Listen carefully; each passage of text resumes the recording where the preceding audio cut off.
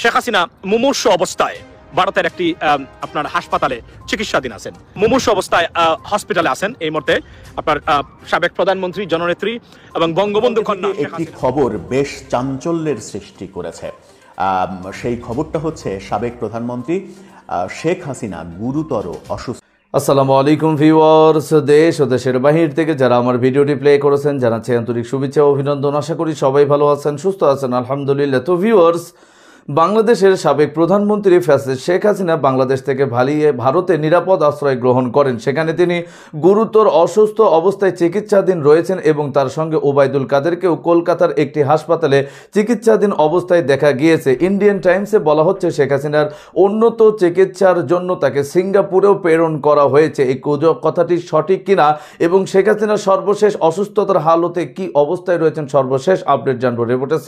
ভিডিওতে যাওয়ার আগে ছোট রিকোয়েস্ট করবো, যারা এখনো চ্যানেলটি সাবস্ক্রাইব করেননি নিয়মিত সকল আপডেট সবার আগে জানতে অবশ্যই চ্যানেলটি সাবস্ক্রাইব করে পাশে রাখবেন। দর্শক আসুন স্ক্রিনে। যে শেখ হাসিনা মুমূর্ষ অবস্থায় ভারতের একটি আপনার হাসপাতালে চিকিৎসাধীন আছেন। মুমূর্ষ অবস্থায় হসপিটালে আছেন এই মুহূর্তে আপনার সাবেক প্রধানমন্ত্রী জননেত্রী এবং বঙ্গবন্ধু কন্যা শেখ হাসিনা। এটা কে বলেছেন? এটা সৈয়দ মাসুক ভাই বলেছেন। তার এখানে একজন আপনার আওয়ামী লীগের একজন আইনজীবী নাকি এটা আপনার পোস্ট করেছেন উনারই আপনার পোস্টে, এবং উনি নাকি সিঙ্গাপুরে অন্য নামে আপনার চিকিৎসা নিচ্ছেন। সত্য মিথ্যা জানি না, I do apologise in advance. I cannot be, the information cannot be verified, but it may happen because of her age, right, and the stress and the trauma she's going through right now. I mean, honestly speaking, ladies and gentlemen, এবং তার যে অস্তিত্বহীনতা এটা almost verified right now. এবং particularly আজকে যুক্তরাষ্ট্রের যে team এসেছে বাংলাদেশে, তারা কনফার্ম করেছেন এবং তারা আনইকুইভোকাল সাপোর্টস, যারা আনওয়েভারিং সাপোর্টস তারা দিয়েছেন আজকে এবং laid out in the interim government that, hey, you guys do your job, don't worry about Sheikh Hasina's propaganda or Indian propaganda. You are on track and do your job and fix your problems and fix.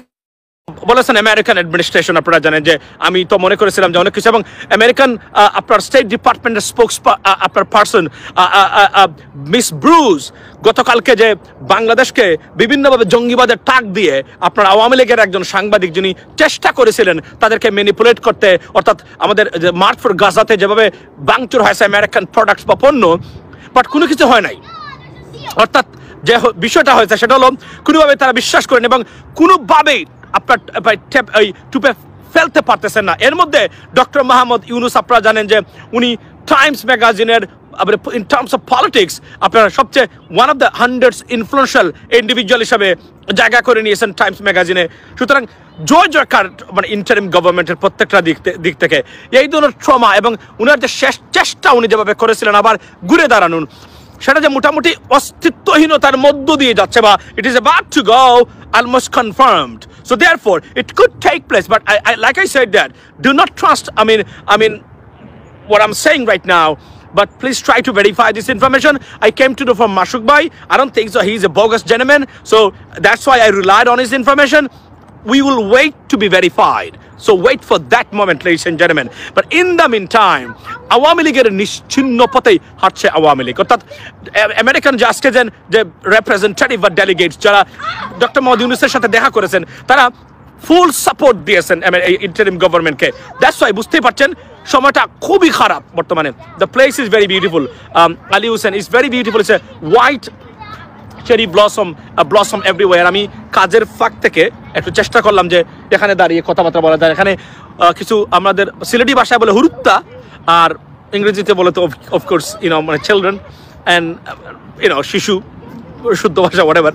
তো তারা এখানে আসেন, but just ignore them, they are very smiling at me. Look, they are very smiling at me because they probably don't understand what I'm talking about, but they found out it's very interesting by the way.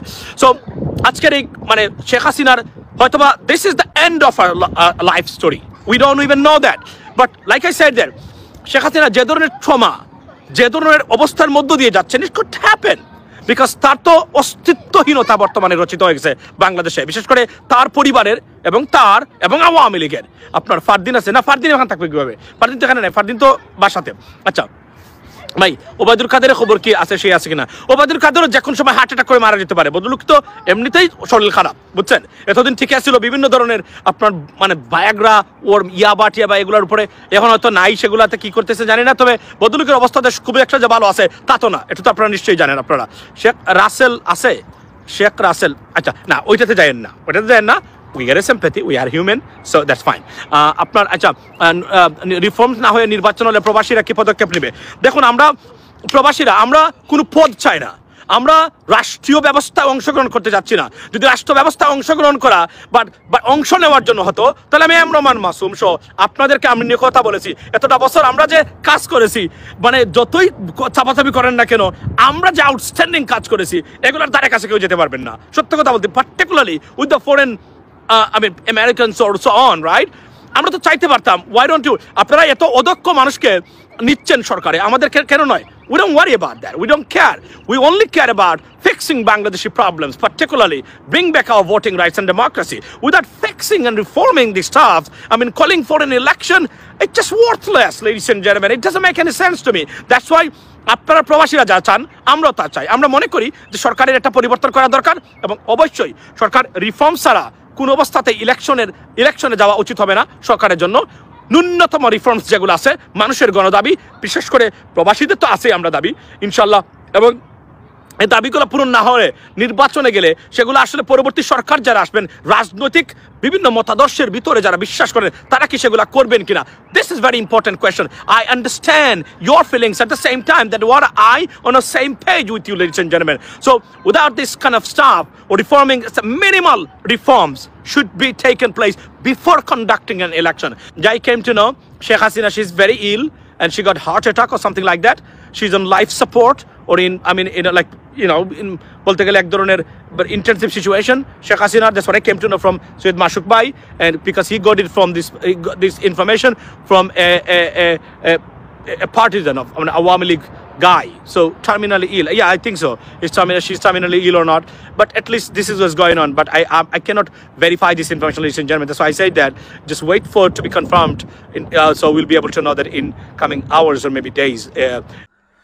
দর্শক, স্ক্রিনে আমরা সে সম্পর্কে বিস্তারিত জানলাম। এই বিষয়ে আপনাদের মতামত কমেন্টে জানান, কেউ ভিডিওটি স্কিপ করবেন না। আওয়ামী লীগের কামব্যাক কি এখন খুব ইজি বা সময়ের ব্যাপার হয়ে দাঁড়ালো? বিএনপির আগামী নির্বাচনের জন্য জোর দাবি।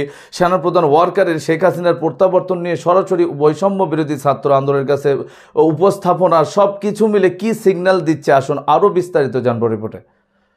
গতকালকে থেকে একটি খবর বেশ চাঞ্চল্যের সৃষ্টি করেছে।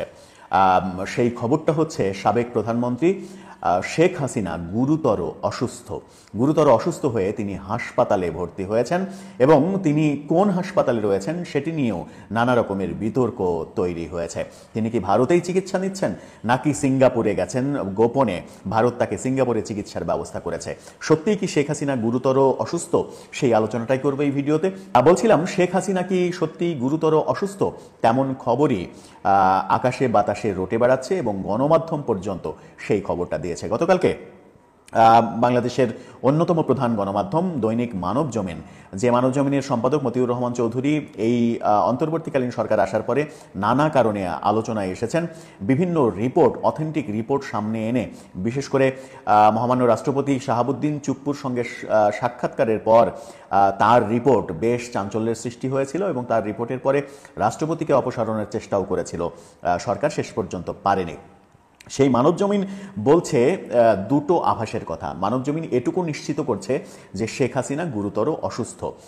শেখ হাসিনার হাই ব্লাড প্রেশার, সুগার বেড়েছে বয়সের কারণে। তার বয়স এখন ৭৮ বছর। বয়সের ভারে তিনি অনেকটা নাকি নুয়ে পড়েছেন, এবং তাকে বলা হচ্ছে কলকাতা থেকে মানবজমিনের একাধিক সাংবাদিক মানবজমিনকে নিশ্চিত করেছে। মানবজমিন যেটা বলছে সেটা হচ্ছে যে অল ইন্ডিয়া মেডিকেল সায়েন্স হাসপাতালে তার বেশ কয়েক দফা চিকিৎসা দেয়া হয়েছে।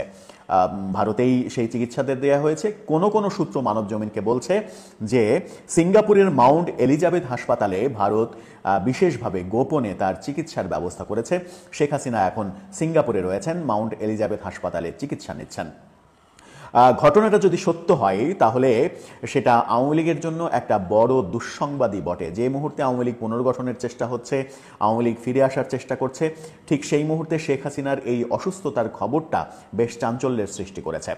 মানবজমিন সিঙ্গাপুরের হাসপাতালের কথা নিশ্চিত করতে না পারলেও এটুকু নিশ্চিত করেছে শেখ হাসিনা সত্যি সত্যি গুরুতর অসুস্থ। কারণ হিসেবে আর একটা ব্যাপার, শেখ হাসিনা যে অসুস্থ অনেকদিন থেকেই বার্ধক্যজনিত, মূলত বয়সের কারণে নানা রকমের শারীরিক সমস্যায় ভুগছেন, সেটার যুক্তি হিসেবে অনেকে সামনে আনার চেষ্টা করছেন যে শেখ হাসিনা এখন পর্যন্ত গত 8 মাসে নানা রকমের অডিও কনভারসেশনে যুক্ত হয়েছেন, বিভিন্ন জায়গায় মিটিং করেছেন অডিওতে, কোথাও তিনি ভিডিওতে তার চেহারা দেখাননি। ভিডিওতে চেহারা দেখাননি এই কারণে যে তার চেহারা দেখলে মানুষ বুঝে যাবে তিনি অসুস্থ হয়ে পড়েছেন, তার শরীর ঠিক নেই। আর যদি নেতাকর্মীরা সেই দৃশ্য দেখে, তার শরীর ভেঙে যাওয়ার দৃশ্যটা দেখে, ছবিটা দেখে, তাহলে নেতাকর্মীরা নিরুৎসাহিত হবে, তারাও ভেঙে পড়বে। সেটা যেন নেতাকর্মীরা ভেঙে পড়তে না পারে সেই কারণে শেখ হাসিনা কোনো ভিডিও কনভারসেশনে আসেননি এখন পর্যন্ত। এই যুক্তিটাও সামনে আনা হচ্ছে। যুক্তিটা ফেলে দেওয়ার মতো যুক্তি না, যুক্তিটা অবশ্যই এই যুক্তির পেছনে যুক্তি রয়েছে। কারণ তিনি এখন পর্যন্ত সুযোগ থাকা সত্ত্বেও নানা জায়গায় ইচ্ছা করলেই তিনি কিন্তু জুমের মাধ্যমে নানা উপায়ে হোয়াটসঅ্যাপে ভিডিও কনভারসেশনে অংশগ্রহণ করতে পারতেন, যেটা তিনি এখন পর্যন্ত করেননি।